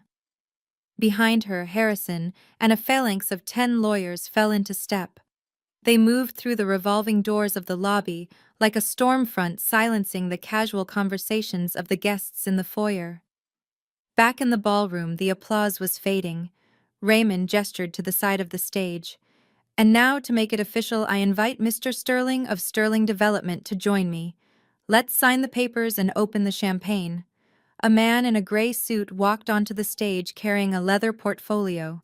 He laid the contract on the podium. This was it, the moment of no return. I watched from the shadows, my heart pounding in my ears. Raymond picked up the gold pen. He unscrewed the cap, savoring the weight of it. He looked at Jessica in the front row and winked. She blew him a kiss. Raymond leaned over the document. The tip of the pen hovered over the signature line. The room went silent, anticipating the scratch of ink on paper that would seal the deal. I looked at my watch. 3, 2, 1. Suddenly, a loud, heavy thud echoed through the ballroom. Then another. It sounded like a gavel striking a sounding block. Thud, thud, thud. Raymond looked up, annoyed. The sound was coming from the double doors at the very back of the room, the doors that had been locked all night. Then darkness. Every light in the ballroom cut out simultaneously. The chandeliers went black. The spotlight died. The room was plunged into pitch blackness. Gasps and screams erupted from the crowd. I heard glass breaking as someone dropped a drink. Raymond's voice rang out in the dark, high and panicked. "What is going on? Get the backup generator running. Who turned off the lights?" Then a sound cut through the panic. It was the screech of feedback from the microphone system, followed by a voice. But it wasn't Raymond's voice. And it wasn't coming from the stage. It was coming from everywhere. It was coming from the main speakers, loud, clear, and terrifyingly familiar. "Put the pen down, Raymond." The room froze. The silence that followed was heavy, suffocating. "That contract is void," the voice continued, echoing off the high ceilings, "because you cannot sell what you do not own." A single beam of light cut through the darkness from the back of the room. It wasn't a spotlight.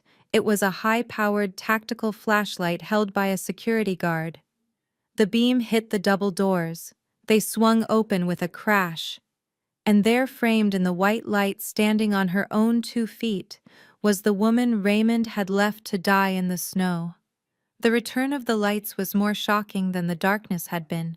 When the main breakers were flipped back on, the crystal chandeliers didn't just flicker, they exploded with brilliance, flooding every corner of the ballroom with a harsh, unforgiving illumination. There were no shadows left to hide in. The sudden brightness forced everyone to squint, shielding their eyes. But as vision returned, 500 pairs of eyes were drawn to a single point at the back of the room. The double doors, which had been swung wide open, framed a tableau that looked less like reality and more like a scene from a vengeance mythology. My grandmother, Hattie Mae Brooks, stood at the center of the threshold. She was not the slumped, fragile woman in a wheelchair that Raymond had described to his investors just moments ago. She was standing upright, her spine straight as a steel rod, her weight resting lightly on an ebony cane topped with a silver hawk. She wore a midnight blue velvet coat that swept the floor, and around her neck hung a string of South Sea pearls that were worth more than the mortgage Raymond had just tried to secure. And standing next to her was me. I was no longer the invisible servant in a wine-stained uniform. During the chaos of the blackout, under the cover of the confusion and guided by Harrison's security team, I had shed the catering whites. I was now wearing the dress Hattie had brought for me, a vintage Givenchy gown of black silk that fit like armor. My hair was down, my chin was up, and for the first time in my life, I wasn't looking at the floor. I was looking directly at the stage. The silence in the room was absolute. It was a vacuum that sucked the air out of everyone's lungs. Then a sound shattered the quiet. Smash. On the stage, the crystal champagne flute slipped from Raymond's fingers. It hit the parquet floor, exploding into 1,000 shards, the expensive vintage liquid soaking into his polished shoes. He didn't seem to notice. His mouth was hanging open, his face draining of color, until he looked like a wax figure melting under the stage lights. He stared at his mother as if he were seeing a ghost. Next to him, Jessica let out a strangled gasp. Her hand flew to her throat, clutching her diamond necklace. She looked from me to Hattie, and I saw the gears in her mind grinding to a halt. The math wasn't adding up. The narrative she had built, the story of the superior wife and the pathetic in-laws, was crumbling in real time. Hattie took a step forward, then another. The tap of her cane on the marble floor of the entryway echoed like a gunshot. Tap, tap, tap. The crowd parted. These were the wealthiest people in Chicago, people who didn't move for anyone, but they scrambled to get out of her way like the Red Sea parting for Moses. They whispered behind their hands, their eyes darting from the powerful woman walking down the aisle to the terrified man on the stage. Raymond finally found his voice. It was high-thinned by panic and desperate. "Security," he shrieked, pointing a shaking finger at us. "Security, get in here! That woman is a patient. She has escaped from a mental facility. She is dangerous." He looked wildly around the room, trying to make eye contact with the investors, trying to sell the lie one last time. "I apologize, everyone," he stammered, sweat beading on his forehead. "My mother, she has severe dementia. She gets violent. She doesn't know where she is. Please, somebody escort her out before she hurts herself." He was gaslighting an entire room. He was trying to rewrite reality even as it stood staring him in the face. It was pathetic, and it was infuriating. I stepped forward to speak, but Harrison, the lead attorney, moved faster. He stepped out from the phalanx of lawyers behind us, his voice booming without the need for a microphone. "Mr. Brooks Harrison," said, his tone dripping with legal authority, "I would advise you to stop speaking immediately." Raymond blinked, confused. "Who are you? I didn't hire you." "Get off my stage. I am Arthur Harrison, senior partner at Sterling Cooper," Vance Harrison announced. A murmur went through the crowd. Everyone knew that firm. They didn't represent patients escaping nursing homes. They represented billionaires. "And you are correct, Mr. Brooks. You did not hire me," Harrison continued, walking calmly toward the stage. "I represent the owner of this property, and the owner of the house you slept in last night, and incidentally the owner of the building we are currently standing in." Raymond laughed, a nervous, jagged sound. "What are you talking about? I am the owner. I am signing the papers right now." Harrison stopped at the foot of the stage. He looked up at Raymond with a mixture of pity and professional disdain. "No, sir, you are a tenant. And as of this moment, you are a trespasser." "Trespasser," Raymond sputtered. "This is my mother. I have power of attorney. She is incompetent. Look at her." He gestured wildly at Hattie, who had now reached the front row. She stopped. She looked up at the son she had raised, the son who had thrown her away. She didn't scream. She didn't cry. She simply reached into her coat pocket and pulled out a small remote control. "Raymond," she said. Her voice wasn't amplified, but in the silent room it carried to the rafters. It was calm, clear, and devastatingly sane. "You have spent all night telling these good people a story. You told them I was sick. You told them I was a burden. You told them you were a hero." She pointed the remote at the massive LED screen behind him, the one that still displayed the slide titled "The Brooks Legacy." "I think it is time we told them the truth," she said. She pressed the button. The screen flickered. The slide of the smiling family photo vanished. In its place, grainy black and white footage appeared. It was time-stamped, December 24th, 7:30 p.m. A collective gasp went through the room. The image was undeniable. It was the front porch of the colonial mansion. The snow was falling heavily. The camera angle was high, capturing the scene perfectly. On the screen, the front door flew open. A figure, clearly Raymond in his expensive sweater, shoved a wheelchair onto the icy porch.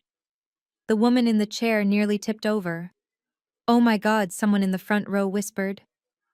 The video continued. The audience watched in horrified silence as on-screen Raymond grabbed his daughter by the arm and threw her out into the blizzard. They watched him pick up a suitcase and hurl it into a snowbank. They saw his face twisted with rage as he screamed something that the camera's microphone picked up clearly. "Don't come back until you learn your place." The Raymond on the screen slammed the door, leaving two women to freeze. The video froze on that final frame, the closed door, and the old woman huddled under a thin coat in the snow. Hattie lowered the remote. She looked at the audience, then back at Raymond, who was staring at the screen, his face a mask of absolute horror. "That," Hattie said, her voice cutting through the stunned atmosphere like a blade, "is your legacy, Raymond. And tonight, I am here to collect the rent." The video on the massive LED screen continued to play a loop of cruelty broadcast in high definition. Every person in the ballroom watched in horrified fascination as the Raymond on the screen shoveled snow onto his mother's suitcase. The contrast between the man in the video screaming at a helpless old woman and the man standing on stage in a tuxedo preaching about family values was so stark, it was physically nauseating. The silence in the room broke. It didn't break with applause this time, but with a low, rumbling murmur of disgust that swelled into open outrage. I watched my father. He was frozen, his eyes darting back and forth between the screen and the audience, his mouth opening and closing like a fish on dry land. He raised his hands, trying to shield himself from the projection, as if he could physically block the truth from coming out. But the light from the screen washed over him, casting him in the cold blue glow of the blizzard he had created. Mr. Sterling, the wealthy developer who had been seconds away from signing the deal, stepped back from the podium as if Raymond were radioactive. He looked at the contract lying on the stand, then up at the screen, and finally at Hattie standing tall in the aisle. He didn't say a word. He simply reached out, picked up the thick stack of legal documents and ripped them in half. The sound of the heavy paper tearing echoed through the room, sharp and final. He threw the pieces onto the floor at Raymond's feet, turned his back, and walked off the stage without looking back. That was the first domino. I stepped forward, moving to the center of the aisle next to my grandmother. I held up the tablet I had been given by the forensic accountants. My voice, empowered by the microphone Harrison handed me, rang out clear and steady. "It is not just about the eviction," I said, looking directly at the investors who had funded my father's lifestyle. "It is about the theft." I tapped the screen, and the image on the main projector changed. Gone was the video of the snow. In its place was a spreadsheet. Rows and columns of red numbers illuminated the room. For the past 5 years, Raymond Brooks has been systematically draining the family accounts I explained, walking slowly toward the stage. He claimed he was managing my grandmother's pension. Instead, he funneled over $500,000 into online gambling sites and offshore shell companies. I swiped to the next slide. It showed the property deed to the mansion. And this house, the one he claims is his legacy. He has mortgaged it 3 times behind the owner's back. He forged Hattie Brooks's signature on 3 separate occasions to secure loans from predatory lenders. He doesn't own this estate. He owes more on it than it is worth. He is not a tycoon. He is a bankrupt fraud who evicted his own mother to hide his crimes. The crowd gasped. I saw former friends of my parents turning away, whispering, checking their phones, distancing themselves from the sinking ship. Raymond's face turned a shade of gray I had never seen before. He gripped the podium, his knuckles white, looking like he was about to vomit. Then a shriek cut through the air. Liar. It was Jessica. She had climbed onto the stage, her silver dress shimmering under the harsh lights. Her face was twisted into a mask of pure panic. She wasn't defending her husband. She was defending her lifestyle. She pointed a manicured finger at Hattie. "This is a trick," she screamed, her voice shrill and desperate. "Look at her. She is standing up. She has been in a wheelchair for 5 years. She told us she was paralyzed." Jessica turned to the crowd, her eyes wide and manic. "Don't you see? She is the liar. She is the fraud. She has been faking it this whole time to spy on us.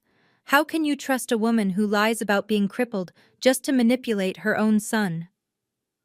The room went quiet again.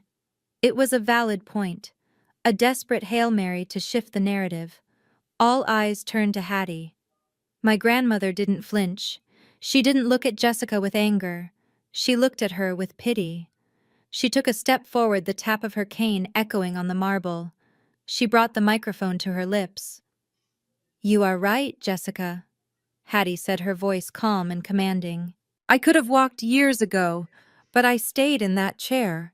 Do you want to know why Hattie looked at Raymond, then at Trey, and finally back at Jessica? Because when you are standing, people perform for you. They show you their best faces. They smile. They bow. But when you are down, when they think you are weak, when they think you are broken and helpless, that is when they show you who they really are. She took another step, her gaze hardening into steel. "I stayed in that chair because it was the only way to see the knives you were hiding behind your backs.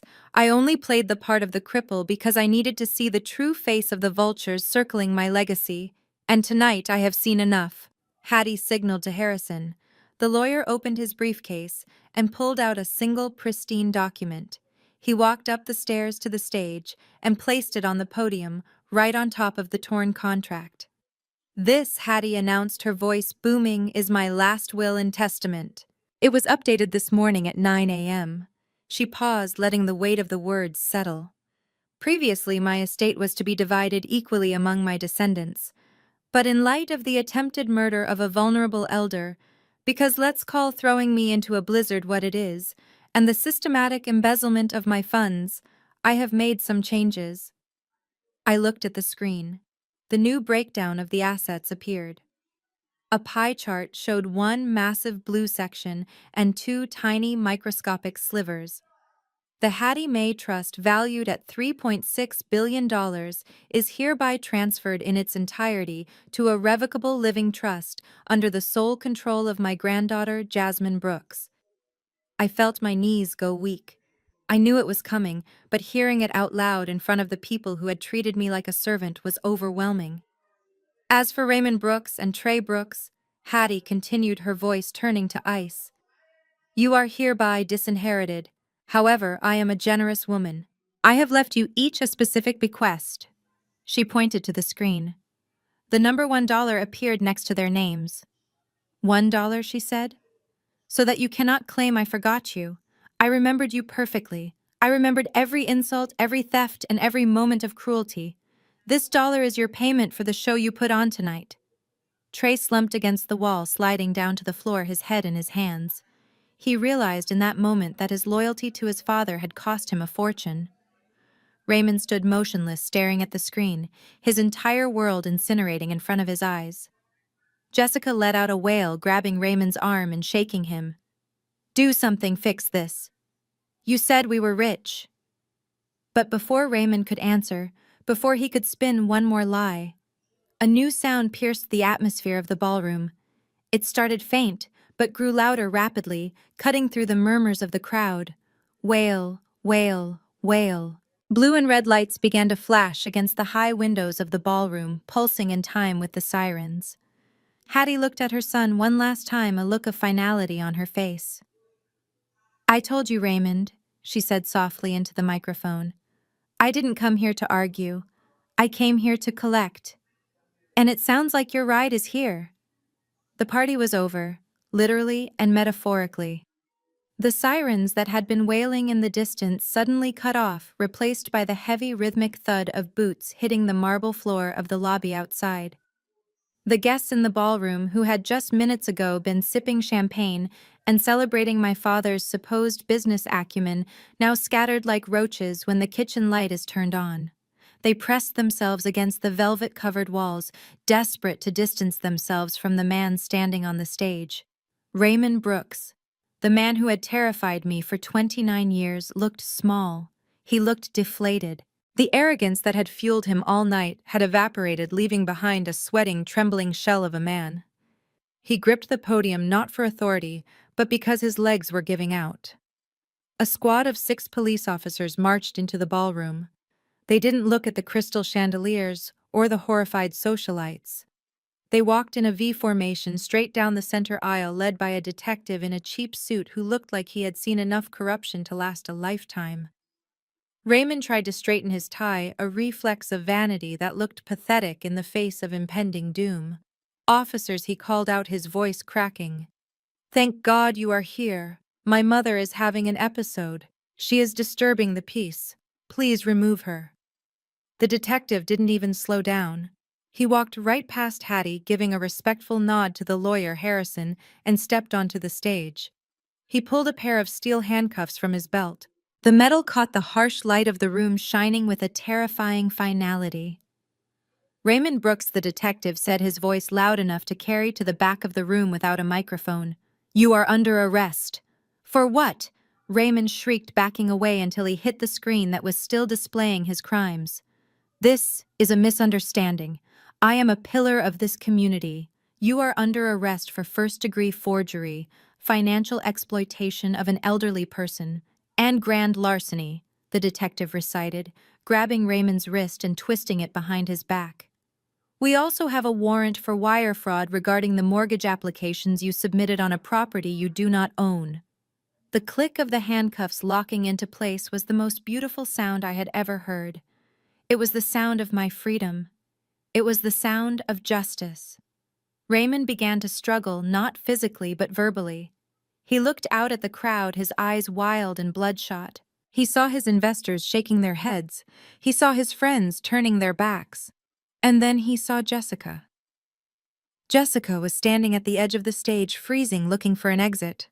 Raymond's face twisted into a mask of pure, cowardly desperation. He wasn't going to go down alone. He was a narcissist, and narcissists never take the blame. "It wasn't me," Raymond screamed, thrashing against the officer's grip. "It was her. It was Jessica." The room gasped. Jessica froze, her eyes widening in disbelief. "She made me do it," Raymond yelled, tears streaming down his face, mixing with the sweat and the humiliation. "She is the one who wanted the renovations. She is the one who wanted the new car. She told me to sell the house. She said my mother was a vegetable and wouldn't notice. I only did it to make her happy. She is the mastermind." He was throwing his own wife to the wolves to save his skin. It was pathetic. It was disgusting. And it was exactly who he was. Jessica screamed back, her voice shrill and piercing. "You lying coward! You told me you were rich. You told me the money was yours. Do not drag me into your mess." The detective signaled to 2 female officers. "Grab her too. We have evidence she was complicit in the wire fraud transfers. Her name is on the shell company accounts." As the officers moved toward Jessica, I felt a hand on my arm. I turned to see Trey. My little brother, the golden boy. He looked like a child who had gotten lost in a shopping mall. His tuxedo was disheveled, his face pale. He looked at the police arresting our father, then at Hattie standing like a statue of judgment, and finally at me. Jasmine, he whispered, his voice trembling. You have to stop this. Talk to Grandma. Tell her to drop the charges. I looked at him, feeling a dull ache in my chest. Even now, he didn't get it. I can't stop this, Trey, I said quietly. They broke the law. But Dad is going to jail. Trey pleaded, grabbing my hand. And what about me? Grandma cut me out of the will. She left me $1, Jasmine. $1. How am I supposed to live? I have debts. I have people looking for me. He squeezed my hand tighter, his eyes filling with tears. You are my sister. You have always taken care of me. Fix this, please. I was just doing what Dad told me. I didn't know any better. I looked at his hand gripping mine. For years that grip had been a shackle. I had covered for his mistakes. I had paid his parking tickets. I had lied to his girlfriends. I had been his safety net because my parents told me that was my job. But tonight the net was gone. I pulled my hand away. You are 26 years old, Trey, I said, my voice cold and steady. You are not a child. You stood there and laughed while Dad threw us out into the snow. You watched me scrub your shoes tonight and called me a good girl. You knew exactly what you were doing. But I am family, he cried. No, I said, stepping back to stand next to Hattie. You were family when it was convenient for you. Now you are just a man facing the consequences of his own actions. Grow up, Trey. And good luck with the bookies. Trey stared at me, his mouth open, realizing for the first time in his life that no one was coming to save him. He slumped against the wall, sliding down to the floor, weeping into his hands. On the other side of the stage, the scene had turned chaotic. Jessica was not going quietly. As the female officers grabbed her arms, she began to kick and scream, losing all semblance of the sophisticated socialite she pretended to be. Get your hands off me, she screeched, her silver dress tearing at the shoulder. Do you know who my father is? He will sue this entire department. The officers ignored her threats, dragging her toward the stairs. They were professional, efficient, and tired of her noise. Desperation took over. Jessica realized her threats weren't working. She realized Raymond had betrayed her. She realized the money was gone. She needed a trump card. She needed something that would make them stop, something that would force them to treat her with caution. She dug her heels into the carpet, fighting with the strength of a cornered animal. Stop! She screamed, her voice hitting a pitch that shattered the remaining tension in the room. You cannot arrest me! You cannot touch me! The officers paused for a fraction of a second, startled by her intensity. I am pregnant! Jessica yelled, throwing her head back, her chest heaving. The entire room went silent. Raymond stopped crying and looked at her. Trey looked up from the floor. Even Hattie raised an eyebrow. I am pregnant with the heir to the Brooks family.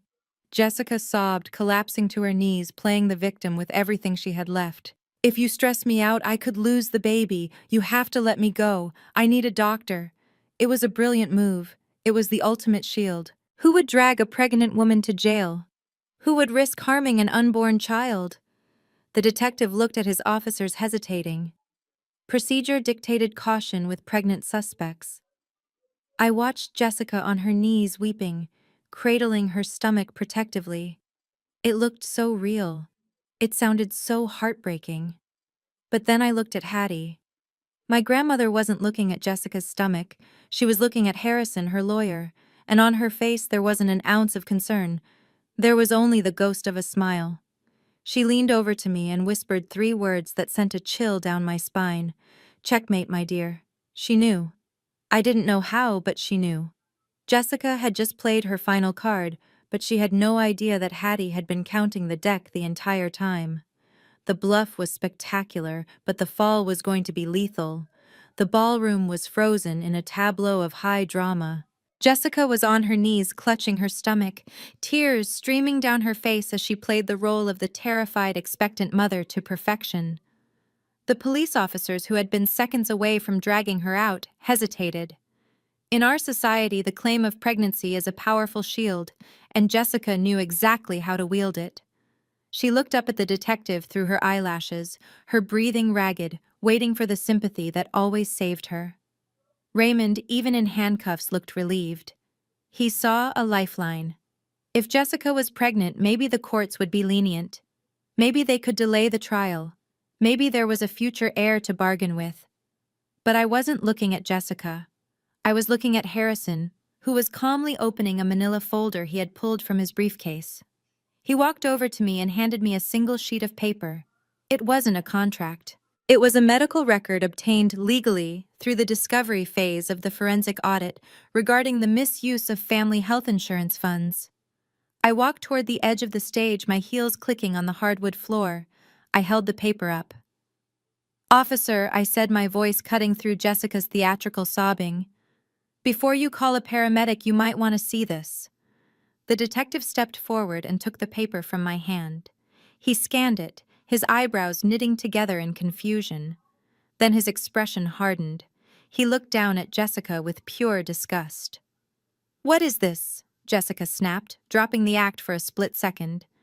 "It is a medical invoice from the Northwestern Fertility Clinic dated 3 years ago," I stated, addressing the entire room.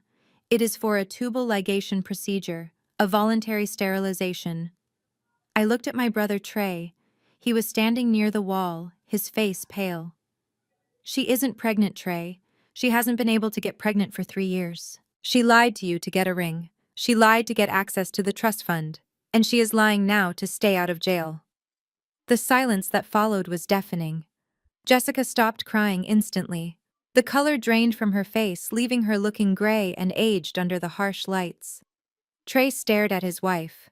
The realization hit him like a physical blow. The son he thought he was protecting, the legacy he had betrayed his own sister for, it was all smoke and mirrors. He let out a sound that was half laugh, half sob. "You lied," Trey whispered, walking toward her. "You told me we were building a family. You made me ask Dad for more money for the nursery. You made me kick Jasmine out." "It doesn't matter," Jessica shrieked, scrambling backward as the female officer grabbed her arm again. "I did it for us. You did it for the money." Trey screamed, his voice breaking. "You are a monster!" The detective had heard enough. "Get her out of here," he ordered. As they dragged Jessica away, kicking and screaming obscenities that made the remaining socialites cover their ears, the detective turned to Raymond. "Mr. Brooks, you have the right to remain silent. I suggest you start using it." They hauled my father off the stage. He didn't look at me. He was staring at the floor, a broken man who had gambled everything on a lie and lost. But we weren't done yet. As the police cars sped away with Raymond and Jessica, Harrison turned his attention to Trey. My brother was still standing there looking lost, waiting for someone to tell him what to do. He looked at Hattie, his eyes filling with hope. "Grandma," he said, stepping forward. I didn't know. You saw that, right? She tricked me too. I am a victim here." Hattie looked at him. She didn't look angry. She looked tired. "You are a victim of your own greed, grandson," she said softly. Harrison stepped in. "Mr. Brooks, as per the terms of the trust activation, all assets previously used by your father and his dependents are now the property of the Hattie Mae Foundation. This includes the tuxedo you are wearing, which was paid for with a company credit card, and the phone in your pocket." Trey blinked. "What? You are taking my clothes. We are taking company property," Harrison corrected. "And since you are no longer an employee or a beneficiary, you are trespassing." I watched as security guards escorted Trey to the cloakroom. They allowed him to keep the tuxedo pants and shirt, but they took the jacket, the watch, and the phone. He looked stripped, vulnerable, and pathetic. 10 minutes later, I stood at the service entrance of the hotel. The blizzard was still raging outside, the wind howling with the same ferocity as it had when my father threw me out.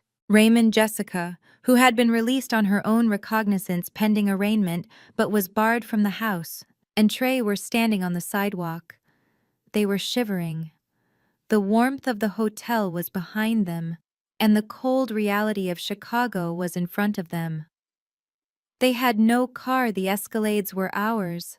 They had no cash, their accounts were frozen. They had no home, the locks had already been changed. They looked at me. For the first time, I was the one standing in the warmth, and they were the ones in the cold. Jasmine Trey chattered, hugging himself. Please, I have nowhere to go. It is freezing. Just give me a ride. Just let me sleep on your couch. I looked at them. I remembered the way they laughed when I asked for help. I remembered the sound of the door locking. I reached into my clutch. I didn't pull out a checkbook. I didn't pull out a key. I pulled out 3 slips of paper and a coupon I had found in my purse from the night before. Here, I said, handing them to Trey. He looked down. In his hand were 3 one-way bus tickets to the other side of town and a coupon for 15% off a night at the Motel 6. It is a bit of a walk to the bus station, I said, my voice calm. But if you hurry, you might beat the storm. You can't do this, Jessica screamed, her mascara running down her face. We are family. I looked at Hattie, who was watching from the window of the warm, waiting limousine. No, I said, turning my back on them. I have a family. You 3 are just people I used to know. Merry Christmas. I signaled the doorman. He closed the heavy steel door, shutting out their protests, shutting out the cold and shutting out the toxicity that had plagued my life for decades. I walked to the limo and climbed in next to Hattie. She patted my hand. It is done, she said. It is done, I agreed. We drove away, leaving them standing under the street lamp exactly where they deserved to be. Later that night, I was sitting in the penthouse watching the snow fall over the city. It looked beautiful from up here, safe and warm. My new phone buzzed on the coffee table. I picked it up. The screen displayed a notification from the Cook County Department of Corrections. Incoming collect call from inmate Raymond Brooks. Press 1 to accept. I stared at the screen. I could imagine him in the holding cell wearing an orange jumpsuit, terrified, finally ready to apologize, finally ready to beg. He probably wanted me to call a lawyer. He probably wanted to tell me he loved me. I didn't feel anger. I didn't feel sadness. I felt peace. I pressed the block caller button. The phone went silent. I set it down, took a sip of hot tea, and turned to my grandmother. Who was it? Hattie asked, not looking up from her book. Wrong number. I smiled. The storm outside was finally breaking, and for the first time in 29 years, the forecast for my life was perfectly clear. 1 year. 365 days. That is how long it has been since the night the lights went out at the Palmer House Hotel, and my former life shattered into a million pieces. As I stand in the corner office of the newly constructed Hattie Holdings headquarters, looking out over the Chicago skyline, the view is very different from the one I saw from the window of the Motel 6. The blizzard that nearly killed us is a distant memory, replaced by the warm golden glow of a winter sunset reflecting off the glass of the skyscrapers. I smoothed the front of my blazer and looked down at the documents on my desk. They were the blueprints for the Hattie May residence, a state-of-the-art affordable housing complex for low-income seniors. It was being built on the very land my father had tried to steal, the land where the old South Side house once stood. We didn't sell it to a developer to build a mall. We tore down the rotting structure and built a sanctuary. It was my grandmother's dream, and now as the executive director of the foundation, I was making it a reality. I wasn't just a sous chef anymore. I was a builder. My assistant knocked softly on the glass door. Ms. Brooks, she said. The car is ready for the holiday dinner, and Mr. Harrison left this update for you. She handed me a thin manila envelope. I knew what was inside. It was the monthly report on the assets we had liquidated, specifically the human assets. I opened the file in the car as we drove through the festive streets. The first page was a status update from the Illinois State Penitentiary.